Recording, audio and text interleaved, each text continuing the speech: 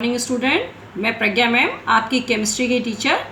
आज हम लोग आपका हेलो एल्केन और हेलो एरीन का चैप्टर शुरू कर रहे हैं, जिसको हमने आपका समर वैकेशन से पहले छोड़ा था। वहाँ समर वैकेशन से पहले मैंने आपको हेलो एल्केन और हेलो एरीन के नामांकन पद्धति यानी कि नोमेनक्लेचर और उसका क्लासिफिकेशन और बनाने की विधि यानी विचरण विधि पढ़ा दी थी। अब आज से फिर आपकी क्लासेस ऑनलाइन क्लासेस शुरू हो रही हैं, रेगुलर चलती रहेंगी। मैं आपको अब ये चैप्टर के बाद कौन से चैप्टर पढ़ाती रहूँगी वो बताती रहूँगी। मैं आपको जो है चैप्टर बुक में से पढ़ा रही हूँ, क्योंकि बुक इसलिए क्योंकि आपको बुक में पता होना चाहिए क्या क्या है। बेटा अपनी बुक्स खरीद लीजिए, क्योंकि अब सब चीज़ खुल गई हैं सारे मार्केट।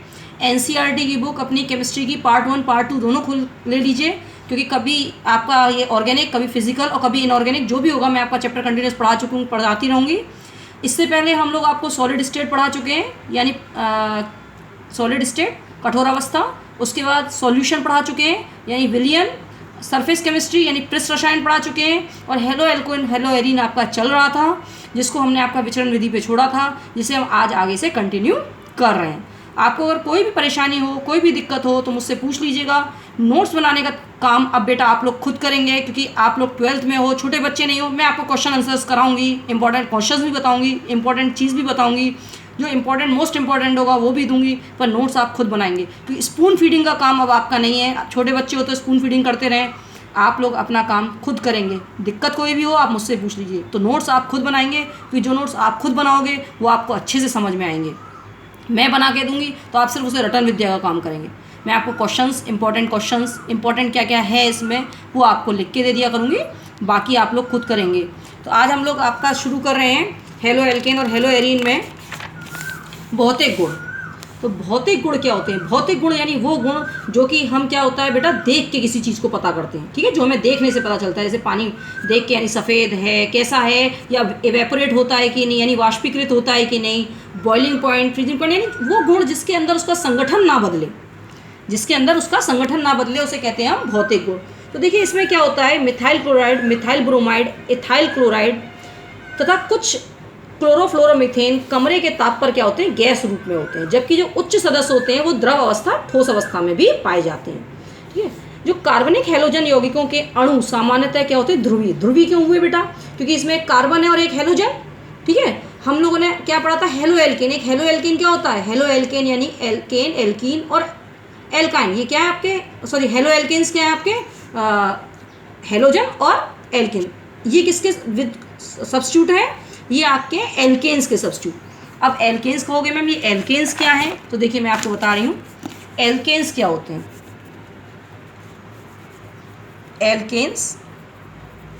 एल्केन्स बेटा होता है आपका, पेन लेके एक मिनट। एल्केन्स क्या है बेटा? देखिए एल्केन्स आपका होता है जिसका सूत्र होता है CnH2n+2। ये क्या है आपका एल्केन्स का सूत्र, ठीक है। एल्केन्स का सूत्र क्या है, CnH2n+2। अब हेलो एल्केन और एल्केन में अंतर क्या होता है, हेलो एल्केन्स क्या होता है, यानी एल्केन में से आपका एक H माइनस कर दें और प्लस इसमें क्या लगा दें, हेलो ग्रुप जोड़ दें। कौन सा ग्रुप जोड़ दें, हेलो ग्रुप। तो क्या बन जाता है आपका हेलो एल्केन। ये होगा मोनो हेलो एल्केन, इसे क्या कहेंगे, मोनो हेलो एल्केन। ये मैं आपको पहले बता चुकी हूँ बेटा, है ना। तो यानी किसका व्युत्क्रमण है, यानी किसका सब्स्टिट्यूट है, ये एल्केन्स का। एल्केन्स का सब्स्टिट्यूट तो हम इसे क्या लिख सकते हैं, RX। क्या लिख सकते हैं बेटा आप इसे, RX। अब इसमें R क्या है, R बराबर होता है बेटा आपका CnH2n+1। CnH2n+1। तो देखिए यहाँ पे क्या है, एक H हटाया, एक हमने क्या हटा दिया, H, और उसकी H की जगह क्या लगा दिया, X। अब ये X क्या होता है, X आपका हेलोजन्स होते हैं, यानी कि फ्लोरीन, क्लोरीन, ब्रोमीन, आयोडीन और जो भी हेलोजन्स हैं जिन्हें हेलो कहते हैं, ठीक है।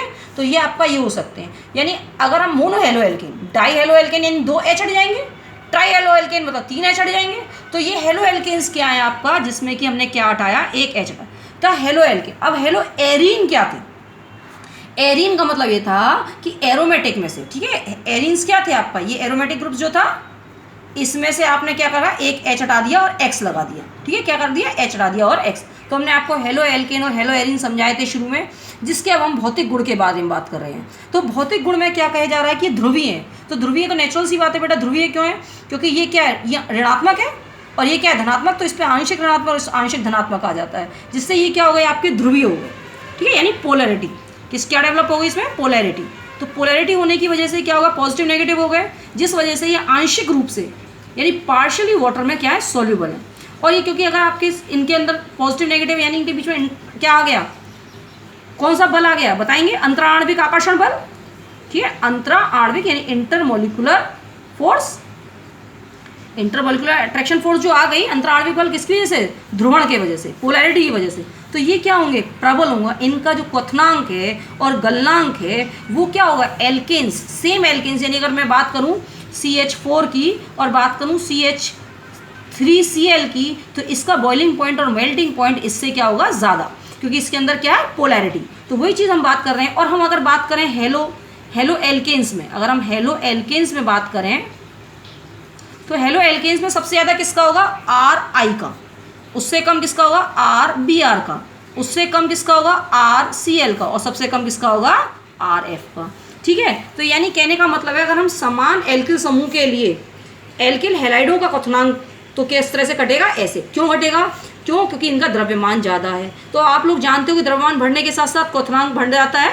ठीक है, क्वथनांक गलनांक बढ़ जाता है। तो ये रीज़न है आपका इसका क्वथनांक गलनांक का। बेटा अपने लिए बुक्स जरूर ले आइए, कि बिना बुक्स के आप पढ़ाई नहीं कर पाएंगे। अब तक ये था कि लॉकडाउन चल रहा था इसलिए आप बुक नहीं ला पाए, पर अब नहीं। अब आ जाइए हम समावयवी, समावयवी यानी आइसोमर्स में बात करते हैं। किसमें बात करते हैं बेटा, आइसोमर्स में। तो देखिए आइसोमर में हम अगर देखते हैं एक सिंपल देखते हैं, CH3 CH2 CH2 CH3 CH2 CH2 Br, एक ये हो गया, और एक हो गया CH3, ये हो गया बेटा। ठीक है, तो इसमें बॉइलिंग पॉइंट किसका ज़्यादा होगा, इसका। ठीक है, जो स्ट्रेट चेन होता है उसका ब्रांच चेन से ज़्यादा होता है। तो देखिए आप यहाँ भी आप देख लीजिए, आपको ये दिख रहा होगा, सबसे ज़्यादा इसका है, फिर इसके बाद इसका, फिर इसके बाद इसका, क्योंकि ब्रांच चेन ये सबसे ज़्यादा है। तो ये क्वथनांक क्या होता है, जैसे ब्रांचिंग यानी चेन की ब्रांचिंग बढ़ती जाएगी, उस तरह से क्वथनांक क्या होता जाएगा, कम होता जाएगा। ठीक, क्योंकि इनके बीच में क्या हुआ, ये जो आपका छोटा हो गया सरफेस एरिया, क्या हो गया, कम सरफेस एरिया कम हो गया, तो क्वथनांक कम हो गया। अब इधर आ जाइए, ये क्या है, ऑर्थो, ये क्या है, मेटा, और ये क्या है, पैरा।